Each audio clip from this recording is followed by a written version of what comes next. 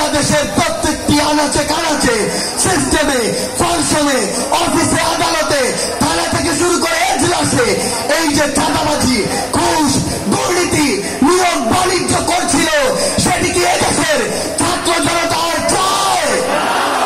ছাত্র জনতাকে রায় দিতে হবে। পুরো বাংলাদেশের এই যে সিস্টেমগুলো